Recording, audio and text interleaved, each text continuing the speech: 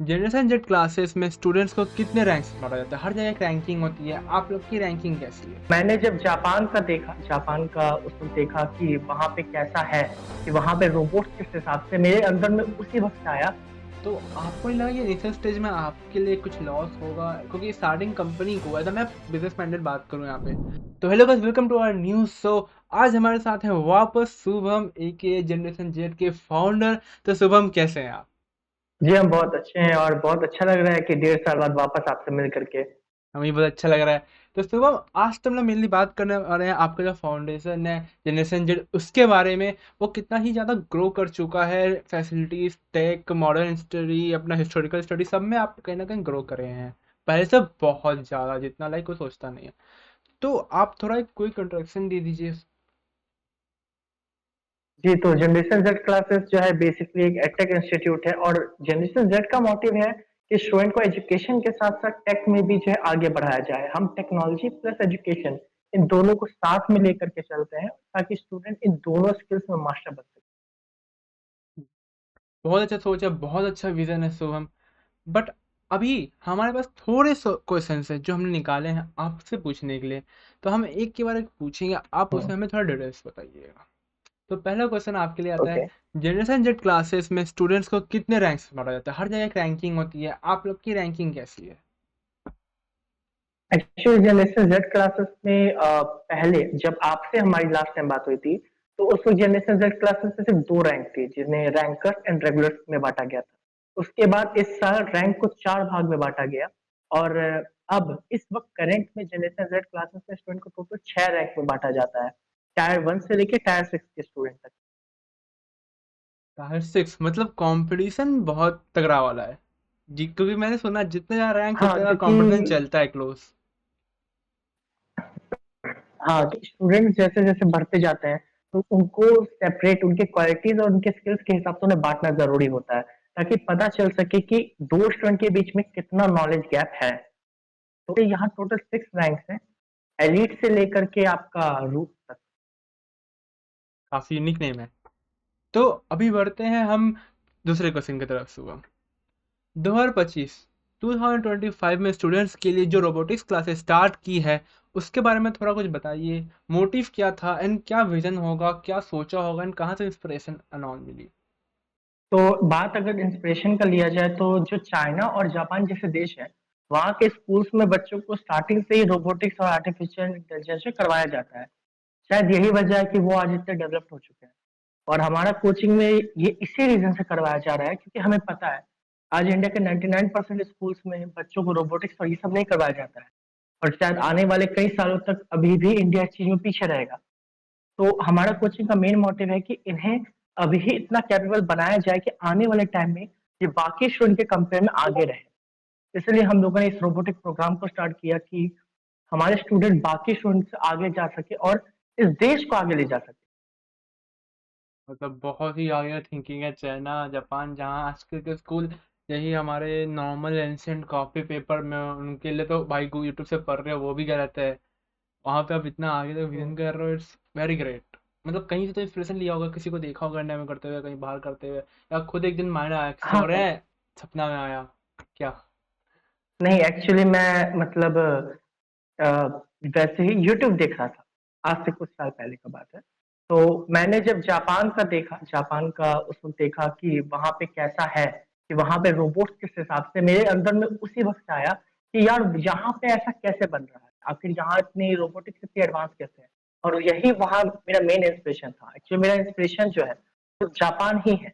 और वही के जो एजुकेशन सिस्टम है, ये रैंकिंग सिस्टम हमारे कोचिंग में है ना, जो एलिट्स, रैंकर्स और स्पेशल रैंक्स ये सब, ये सारी रैंक्स जो है ये जापान के एजुकेशन सिस्टम और वहाँ के स्कूल की जो सिस्टम है उसी से इंस्पायर्ड है ये सारे सिस्टम। और वही एजुकेशन हम अपनी कोचिंग में भी इम्प्लीमेंट करते हैं। अच्छा थिंकिंग है, बहुत अच्छा थिंकिंग है, लॉन्ग विजन।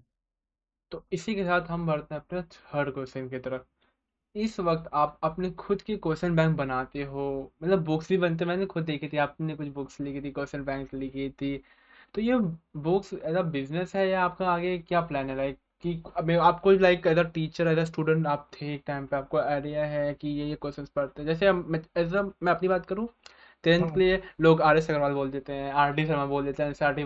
मैं एनसीईआरटी पढ़ के गया था, इट्स टोटली फाइन, एनसीईआरटी से 90% चीज हो जाती है कवर। तो आपका जो बुक हम्म। है वो लाइक किस टाइप का आपका प्लान है? एक्चुअली ये जो है स्टूडेंट की कैपेबिलिटी को बढ़ाने के लिए है। जो हमने इन बुक्स को डिजाइन किया, ये इस हिसाब से था कि जो स्टूडेंट इन बुक्स को कंप्लीट कर ले, इसकी ये गारंटी रहे कि वो बच्चा 90 अबव लाएगा एग्जाम में।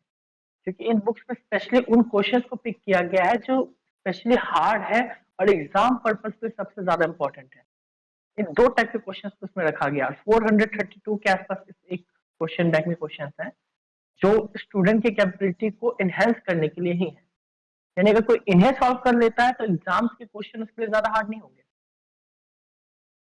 आपने कुछ ऐसे क्वेश्चन चुने हैं जो भाई नहीं पढ़ा है, कोई बात नहीं, लास्ट के 2 महीने में इसको तैयार कर ले भाई, हो जाएगा, अच्छे मार्क्स आ जाएंगे।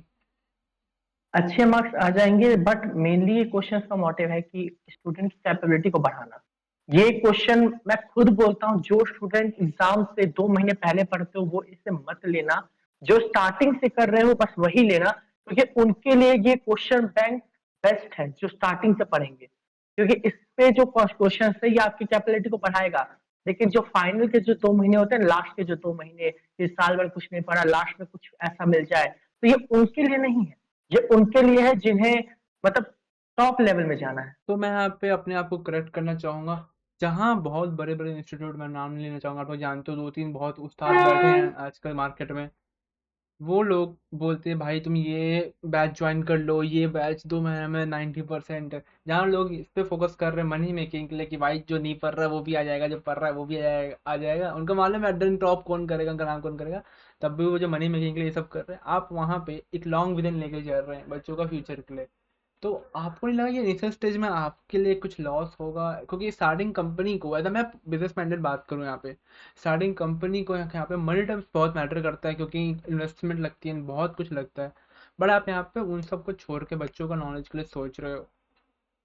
इट्स मोर लाइक सेल्फिश ना होना। तो यहाँ पे आपका क्या रहेगा कुछ? देखिए, मैं आपसे एक ही बात पूछता हूँ, मान लीजिए आपके पास 1,000 करोड़ रुपए है, ठीक है? तो आप क्या करिएगा उससे? आई I मीन क्या हमें सच में इतनी नीड है? पॉइंट। अगर कोई इंसान जो अमीर है ना, तो उसके अगर आप उसे 1,000 करोड़ दीजिए तो वो अपने शौक से खत्म कर सकता है। लेकिन कोई इंसान जो जिसने वैसी लाइफ नहीं जी है, तो उसके लिए पैसों की वो कीमत वैसी नहीं है। ठीक है, मेरा वही फंडा है कि यार, अगर मैं सिर्फ प्रॉफिट के लिए अगर काम करूंगा, तो यार मैं ज्यादा प्रॉफिट लेकर के क्या ही कर लूंगा। मैं उतना ही पैसे को अपने इंस्टीट्यूट में भी चार्ज करता हूँ कि जिससे मेरा कोचिंग का भी खर्चा निकल जाए, मुझे प्रॉब्लम्स भी ना हो और वो बच्चों को भी कम फीस में एक अच्छी एजुकेशन मिल जाए। तो मेरा वही मोटिव है यार। ज्यादा पैसे ले जा करके अब ऐसा तो नहीं है ना कि भाई आप पर जाओगे तो पैसे लेके जाओगे। आपका काम ही आपका सब कुछ है। अब जहाँ पे लोग मनी टर्म्स सोचते हैं वहाँ पे अभी अच्छा काम करने की कोशिश कर रहा हूँ। आई रियली होप कि यह काम आपको और अच्छे जाए, आगे जाए। अभी हम चलते हैं अपने फोर्थ क्वेश्चन की तरफ। आगे जो अपना मेन क्वेश्चन है, आपका इंस्टीट्यूट का एक ऐप है, जनरली होता नहीं है लोगों का, आपका है। That is very great thing, जो दिखाता है आप टेकन इसको कितना वैल्यू करते हो, जितना आप आगे बढ़ रहे हो। उस ऐप जो आपका है उसमें न्यू अपडेट्स कब तक आने वाले हैं, न्यू फीचर्स और कब आएंगे उसमें?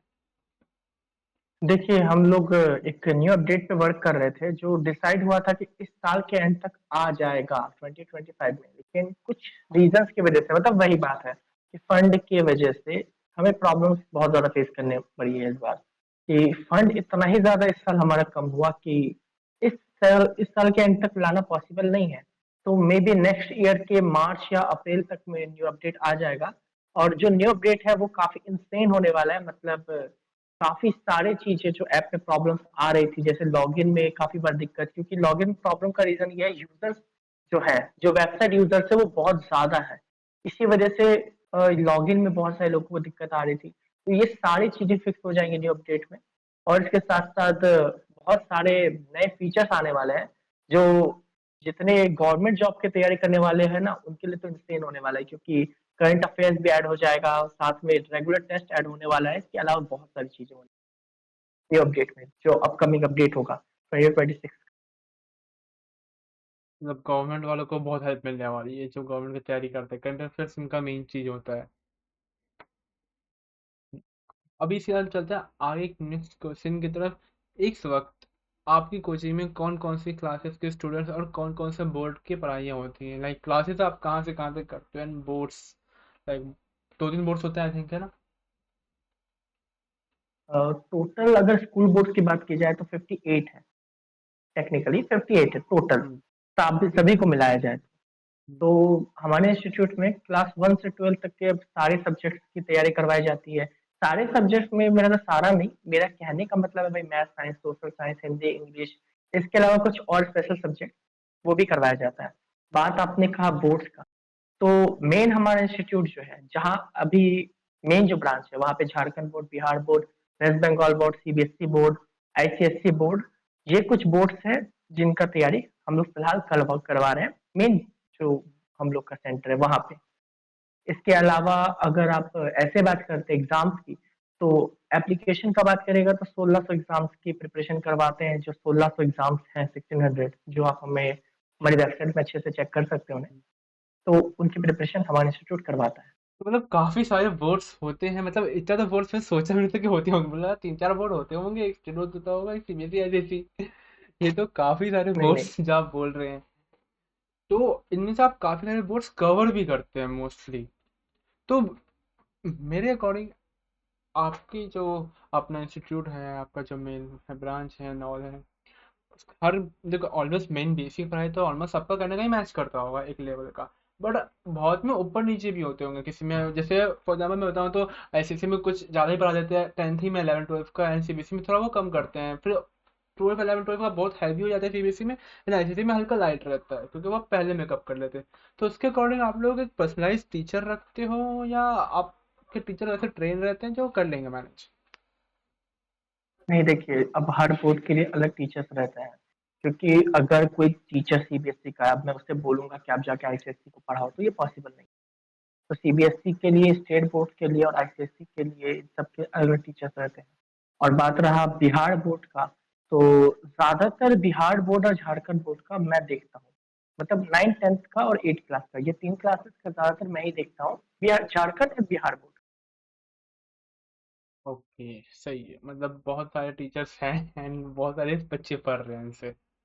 तो इसी के साथ हम चलते हैं अपनी सिक्स्थ क्वेश्चन की तरफ, जो है एक वक्त आपकी कोचिंग काफ़ी सारी ऑर्गेनाइजेशन मतलब ऑर्गेनाइज करती है इवेंट्स, मेरा मतलब है ना, काफ़ी हाँ, सारे इवेंट्स ऑर्गेनाइज होते हैं, उसमें काफ़ी माइंड, बहुत मेहनत, बहुत पैसा लगता है। तो आपके अकॉर्डिंग अभी तक आपके जो अपना इंस्टीट्यूट है उसने सबसे बड़ा इवेंट कौन सा ऑर्गेनाइज करा है, एंड इसमें क्या क्या देखिए प्रॉब्लम्स आई हमारा आपको? जो देखिए हमारे कोचिंग का जो सबसे बड़ा इवेंट होता है वो होता है 15 अक्टूबर को, जो होता है आपका साइंस फेयर।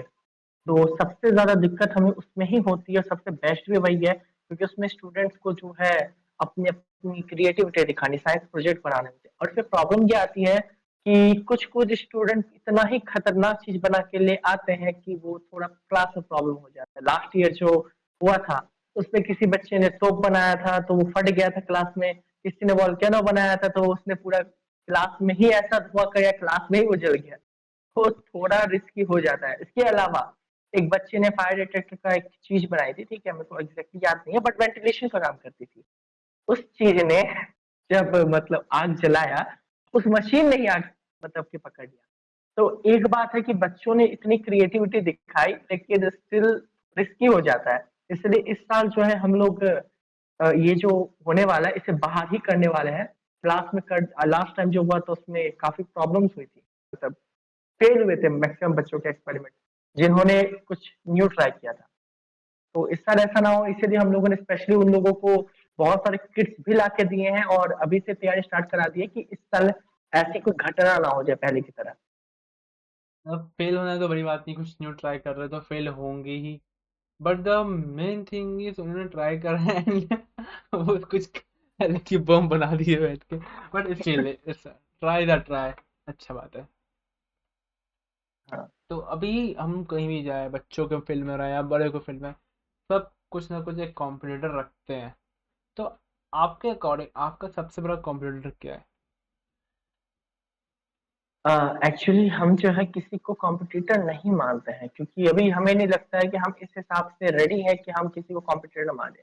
सबसे पहली बात, हमारा सबसे बड़ा कॉम्पिटिटर हम खुद हैं, कि हर साल हम खुद को कितना पुश कर रहे हैं, क्योंकि हम लोग अपने इवेंट्स को ही सबसे इम्पोर्टेंट मानते हैं अपने लिए।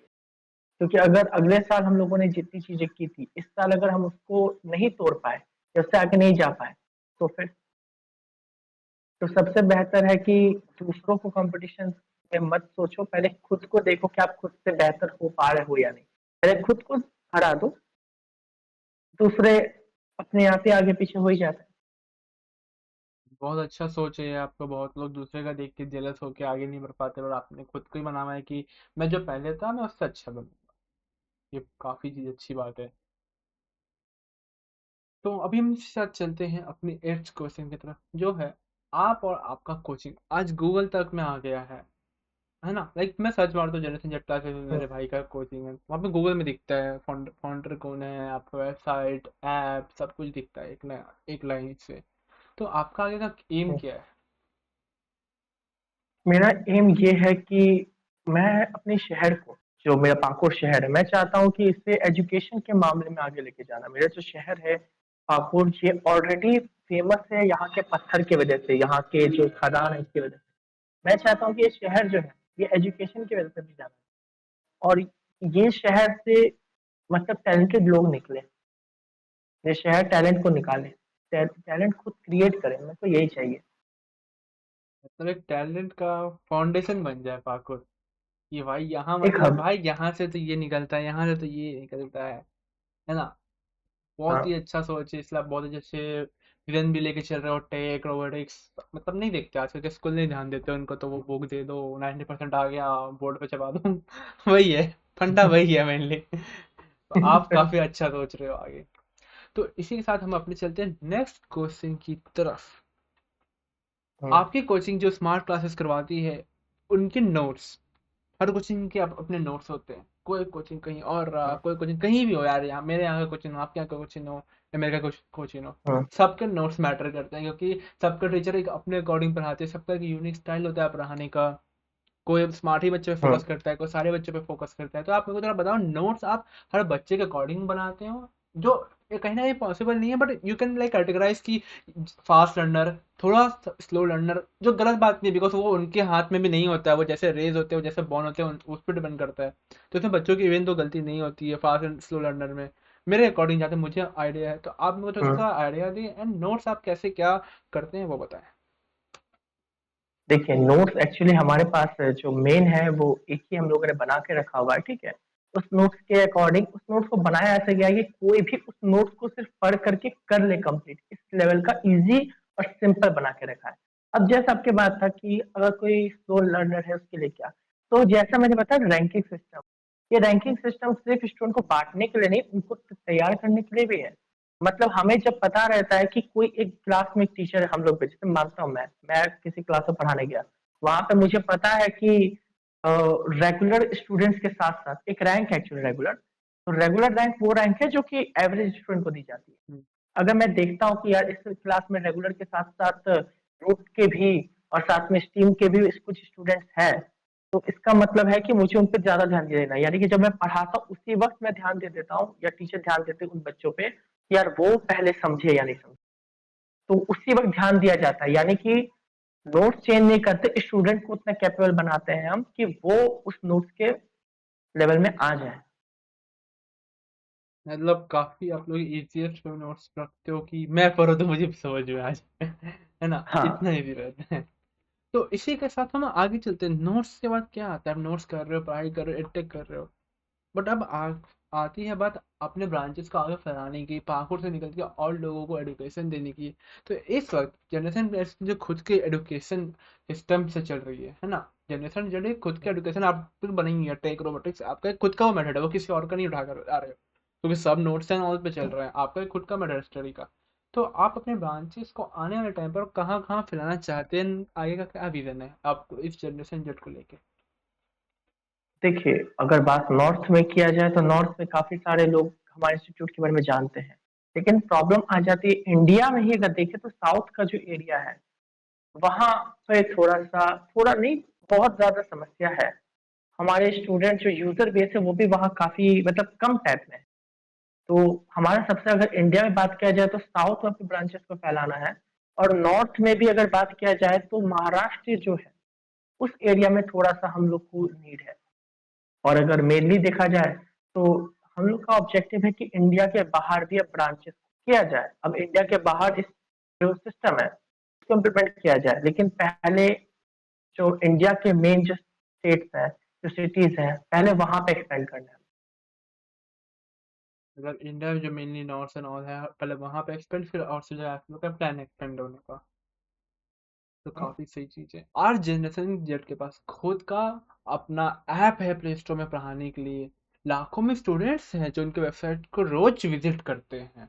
उनके खुद के पर्सनलाइज नोट्स हैं जिससे काफी बच्चों को हेल्प मिलती है। आप लोग रोबोटिक्स एंड मैकेनिक बहुत कुछ पढ़ाते हो बच्चों को। आप लोग फर्स्ट एड टेक हो, जहाँ तक मुझे आइडिया है, पाखुर के, राइट? है ना? इट्टे को जी। आप लोग, आपका जो अपना इंस्टीट्यूट है वो ओपन बोर्ड से अफिलिएट भी है, जो बहुत लोग नहीं होता है। तो अब आप मुझे बताइए, जो हमने लास्ट में थे, जब आप लोग एक बिगिनिंग स्टेज में थे, अभी आप लोग बहुत आगे सफर आगे करना है बहुत, फिर आप लोग एक अच्छा फिर पहुंच भी चुके हो कि जहाँ स्टार्टिंग था वहां नहीं हो, आप लोग बहुत आगे हो उससे, है ना? अभी और आगे आना भी है। तो अभी जो आप नीचे अब देखते हो अगर कि हाँ भाई कहाँ से स्टार्ट करा था, अकेले सोलो था, उससे मेरे कुछ दोस्त थे, अपन आइडिया सोच रहे थे आप लोग, तो कैसा फील होता है अभी, क्यों अभी जनरेशन जेड एक ब्रांड बन चुका है कहीं ना कहीं, या और अच्छे बनने ब्रांड के रास्ते में है, तो क्या सोचते हो, आपको क्या फील होता है? मुझे मतलब कहीं न कहीं थोड़ा बहुत अच्छा लगता है, और कहीं न कहीं अंदर से ये भी लगता है कि जितना मैंने सोचा था, उतना मैं नहीं कर सका।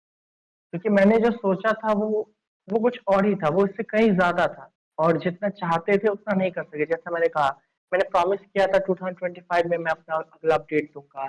मैंने और भी कुछ प्रॉमिसेस किए थे, कुछ ब्रांचेस के भी प्रॉमिस किए थे कि कुछ और जगह है, जैसे नेपाल और ये सब में कुछ डील हुई थी, बट मैं उन प्रॉमिसेस को भी अभी पूरा नहीं कर सका हूँ। तो अगर एक सही पर्सपेक्टिव से देखा जाए तो जितना हम चाहते थे उतना हम नहीं कर सके। जितना हम चाहते थे आगे बढ़ना उतना नहीं जा सके। हाँ, शायद एक नज़र से में देखा जाए बाकियों की नज़र से, तो शायद हाँ, उनकी नज़र में हम आगे हैं। लेकिन असलियत ये है कि हम खुद से अगर देखें खुद को, कि जितना हम चाहते थे उससे हम काफ़ी पीछे चल रहे हैं। क्योंकि हमारा जो मोटिव था जितना, वो पूरा नहीं हो सका अभी भी। जितना जाना था उतना तो नहीं जा सके। तो इसमें आपको कुछ आइडिया है कि अब आगे कैसे क्या जाना है, कुछ प्लान्स आपके 2025 या 2026 के, थोड़ा सा आप वे में अगर हमें बताए तो। हाँ, मेरा कुछ प्लान्स है। सबसे पहला है कि अपने इंस्टीट्यूट के जो एजुकेशन जो रूल्स हैं, जो यहाँ का एनवायरनमेंट है उसको थोड़ा-सा और अब बनाना है। मैं आपको एक ये देता हूँ, ठीक है? एक नोट्स देता हूँ। उस नोट्स के थ्रू आप दिखा सकते हैं कि हाँ, मतलब किस टाइप के नोट्स थोड़े यहाँ पे चलते हैं, ओके? सो मैं चाहता हूँ कि और कुछ लेवल और अप हो जाए। सबसे पहला ये हमारा प्लान है। मतलब थोड़ा आप लोग इम्प्रूवमेंट और चाह रहे हो 2025 के एंड तक, है ना? आगे तो लंबी प्लान्स बाकी हैं, बहुत आगे आप लोग का अच्छा विजन है। हुँ। एंड आई होप आप लोग का विजन आगे तक जाए। तो गाइस, हम लोग का सफर यहीं तक था हमारे शुभम भाई के साथ पॉडकास्ट में। यार जाके पढ़ो लिखो, वेबसाइट में ऐप है, वहां तो मिलते रहोगे हर जगह। जाके हर जगह कांटेक्ट करो, पढ़ो लिखो। पॉडकास्ट में यहीं तक था। अभी हम लोग वापस मिलेंगे जब शुभम भाई कुछ न्यू अपडेट्स लाएंगे ना और लाएंगे, तब तक के लिए बाय बाय।